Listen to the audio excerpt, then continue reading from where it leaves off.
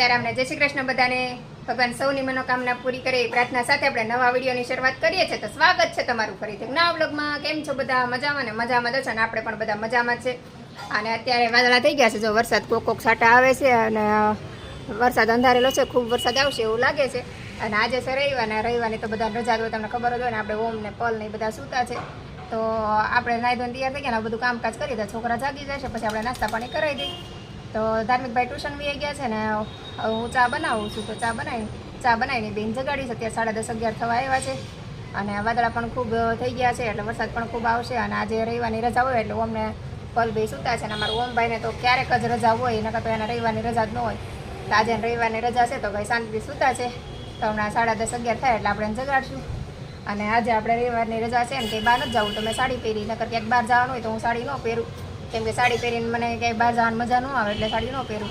અને રવિવાર છે એટલે આપણા ઘરના લોકોને મજા આવે કે સાડી પહેરે તો એને સારું લાગે, એટલે ક્યારેક ક્યારેક સાડી પહેરતા રહેવી જોઈએ.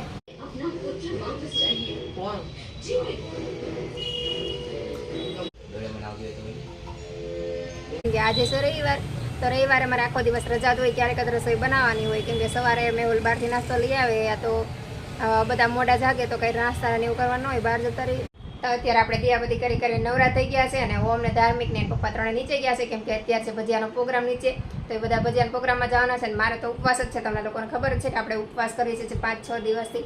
તો મારે કાંઈ ફરાળને એવું નથી કરવાનું. બપોરે આપણે જ્યુસ બનાવીને પી લીધું હતું, અને મને કાંઈ બહુ ભૂખ નથી લાગતી, એટલે હું જ્યુસ ને એવું પી લઉં, અને પાણી પછી આખો દિવસ પીવાનું ચાલુ હોય એટલે ભૂખ ન લાગે, એટલે ફરાળની કાંઈ જરૂર ન પડે. અને અત્યારે પણ આપણે કેળાને ચીકુને એવું બધું લઈ આવેલ પડીશું કાલનું, તો એ બધું આપણે જ્યુસ બનાવી નાખશું. અને જેની બેનના મામા આવ્યા હતા, તો આપણે રાખડી આપી ગયા છે. તો જેની બેનની રાખડી પણ આપણે આવી ગઈ છે.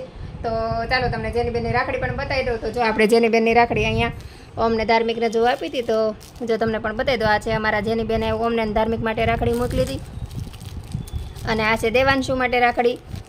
તો જેની બેનના મામા આવ્યા હતા ને, તો એ રાખડી આપી ગયા, પણ આપણે વિડીયોમાં નથી લીધા, કેમ કે બધાને વિડીયોમાં આવું ન ગમે. અને બધા પછી એમ થાય કે આપણે વિડીયોમાં આવે છે ને એ લોકોને આપણને ના પાડવી, એના કરતાં હું કોઈ વિડીયોમાં લેતી જ નથી. અને જે કોઈ લોકો મને એમ કહે કે સામેથી કે વિડીયોમાં અમને લેજો તો જ વિડીયો લઉં છું, નકર ઘણા ખરા આપણા ઘર મહેમાન આવતા હોય, જતા હોય, પણ કોઈને વિડીયો નથી લેતી. તમને એમ થતું હોય છે કે આના ઘર કોઈ મહેમાન આવતું હોય છે, કે કોઈ આપણે કોઈ બતાવતું નથી નવું, હર વખતે એકલી હું જ તમને વિડીયોમાં બતાવતી હોય. તો 5 થી 6 દિવસ થઈ ગયા છે મારા ઉપવાસના, ને મેહુલને પણ ખબર નથી કે હું ઉપવાસ કરું છું એમ, કેમ કે અમારે બે જણાને કે વાત કરવાની જ ન આવે, કેમ કે સવારમાં મેહુલ મોડા જાગે 10-11 વાગે, ત્યારે આપણે ફરાળ ને એવું કરવાનું હોય, કે એના ચા પાણી પીવાનો હોય, નાસ્તો કરવાનો બધું થઈ ગયું હોય. તો મેહુલને પણ ખબર ન હોય કે મેં નાસ્તો કર્યો છે કે ખાલી ચા પીધી છે. બપોરે જમવાનું ન હોય, અને કદાચ જમવા આવે તો મેહુલ 2 કે 3 વાગે જમવા આવે, તો એને ખબર ન હોય, કેમ કે અમારે તો બપોર 12:30 કેમ જમાઈ ગયું હોય. અને સાંજે પણ અમે જમી લઈએ 8 થી 8:30 ની વચ્ચે.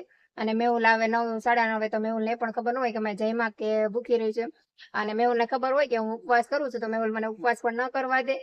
તો અત્યારે 5 થી 6 દિવસ થઈ ગયા, પણ મેહુલને હજી ખબર જ નથી કે હું ઉપવાસ કરું છું કે નથી કરતી. હા, શ્રાવણ મહિનાનો પહેલો સોમવાર રહી હતી ત્યારે મેહુલને ખબર હતી કે હું સોમવાર રહી છું. પછી અત્યારે હું ભૂખી છું કે જમી લઉં છું કે એકટાણા કરું છું, કોઈ વાતની ખબર નથી. અને આજે મારું થોડું ગળું પણ બેસી ગયું છે, શાયદ આ ઉપવાસના લીધે જ બેસી ગયું છે. અને મારે ફરાળ ને એવું કંઈ કરવા નથી આવતું, અને આખો દિવસ પાણી ને એવું પીવાનું ચાલુ હોય, ક્યારેક જ્યુસ ને એવું દિવસમાં 1-2 વાર જ્યુસ પી લો, તો મારે ફરાળની જરૂર ન પડે, અને ભૂખ પણ ન લાગે. તમે આખો દિવસ પાણી પીતા કરો અને ભગવાન ઉપર વિશ્વાસ હોય તો તમને ભૂખ પણ ન લાગે. તો છોકરાની બધા નીચે ધોઈ ગયા છે, ઓમભાઈ ધાર્મિકભાઈ, અને ઓમનો ફ્રેન્ડ પણ આવ્યો છે, તો એ અગાસી પર બેઠા છે, ને આપણે ઘરમાં એકલા છીએ.